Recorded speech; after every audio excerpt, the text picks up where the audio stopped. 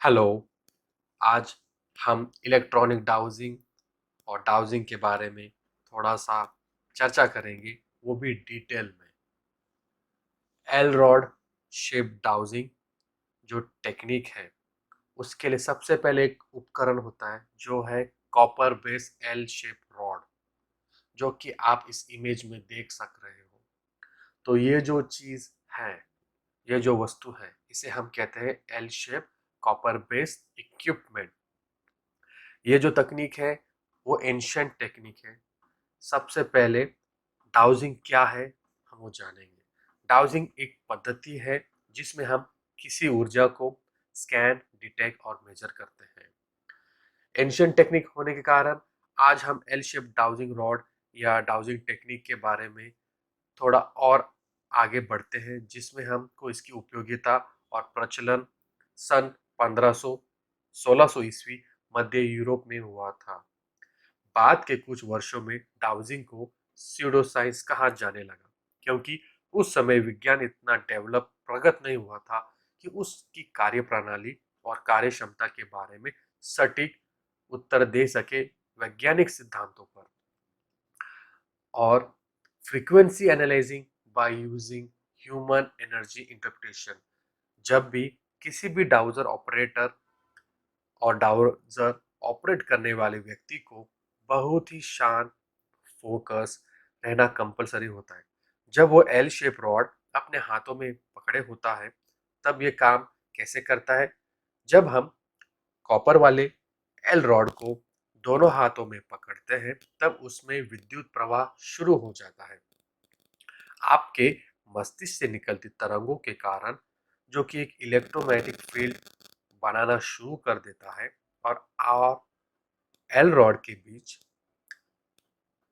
फिर उस तरह की तरंग बढ़ना तेजी से शुरू होती है, क्योंकि कॉपर की कंडक्टिविटी सभी मेटलों में सबसे हाई होती है।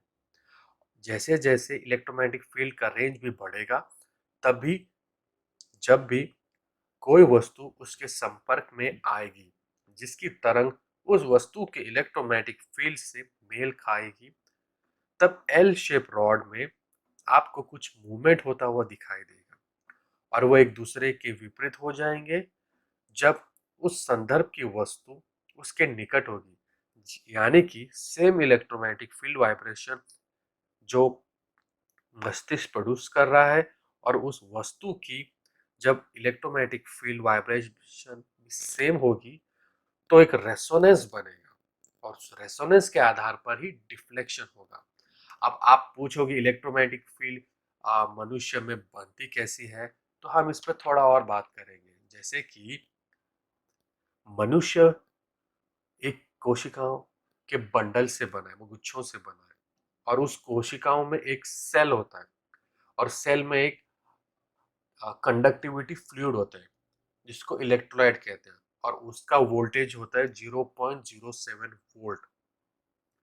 और मनुष्य में आयरन होने के कारण उसमें एक मैग्नेटिक फील्ड होना स्वाभाविक है। बट जब हम देखें कि मनुष्य शरीर में मैग्नेटिक फील्ड कितना होता है, तो ये मापा गया है 1 × 10⁻³ टेस्ला। ये जानकारी आपको आसानी से इंटरनेट पे पूरी मिल जाएगी। चलिए हम आते हैं अपने वापस टॉपिक पे। जब एल रॉड के बीच रेसोनेंस क्रिएट होगा, तब डिफ्लेक्शन, यानी एल रॉड्स में मूवमेंट होगी, जो कि एक दूसरे के विपरीत या समीप दिखाई देगी। ब्रह्मांड में हर एक वस्तु में उसका इलेक्ट्रोमैग्नेटिक फील्ड होता है। सिर्फ उससे जानने के लिए रेसोनेंस को जानना और सीखना बहुत ही महत्वपूर्ण है। आइए हम इलेक्ट्रॉनिक डाउजिंग के बारे में जानेंगे। ये एक मॉडर्न इक्विपमेंट है, और इसकी फ्रीक्वेंसी एनालाइजिंग जो होता है वो इलेक्ट्रॉनिक सर्किट बोर्ड से होता है, और इसको मेजरमेंट करने का तरीका जो पिछले copper base L shape rod में जो होता है, वही फिनोमिना यहाँ यूज किया है। हम इलेक्ट्रॉनिक डाउजिंग के बारे में थोड़ा और कुछ नॉलेज शेयर करेंगे। ये डिवाइस एक मॉडर्न टेक्निक पे बेस है, जो कि एक इलेक्ट्रॉनिक सर्किट बोर्ड या पीसीबी से चलता है। जिसमें बहुत से एरर को कम किया गया है। जैसे कि इसमें मनुष्य की मानसिक तरंगों की कोई जरूरत नहीं है। इससे हम कई सारी ऊर्जाओं का ज्ञान ले सकते हैं, जैसे कि इंफ्रारेड, अल्ट्रावायलेट, जियोपैथिक स्ट्रेस। हम इसे एडवांस वर्जन ऑफ एलरॉड कह सकते हैं। अब जानेंगे अब जानेंगे इसका इन्वेंशन और इसका जेन्युइन होने का रीजन। इसके इन्वेंटर है डॉक्टर मन्ने मूर्ति। उनका डेट ऑफ बर्थ है 11 मई 1941। वे एक इंडस्ट्रियल साइंटिस्ट भी है और उन्होंने गवर्नमेंट ऑफ इंडिया के एटॉमिक एनर्जी सेंटर में काम किया है। और उनकी हॉबीज थी डिजाइन इक्विपमेंट्स, इनोवेशन इन और एनर्जी, और बहुत सारी वैज्ञानिक किताबों का उन्होंने लेखन किया है।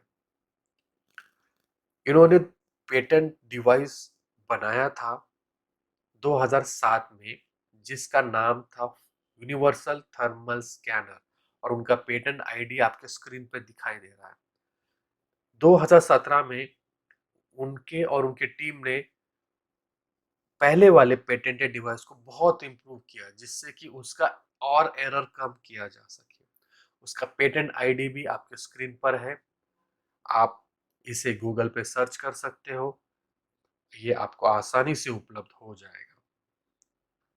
यूनिवर्सल ऑरा स्कैनर जो डॉक्टर मन्ने मूर्ति द्वारा बनाया गया है, सबसे ऑथेंटिक और रियल है, क्योंकि उसके वैज्ञानिक सिद्धांत और जिन्होंने इसे यूज किया है उनका भी रिव्यू है, जो कि इसकी प्रामाणिकता को दर्शाता है।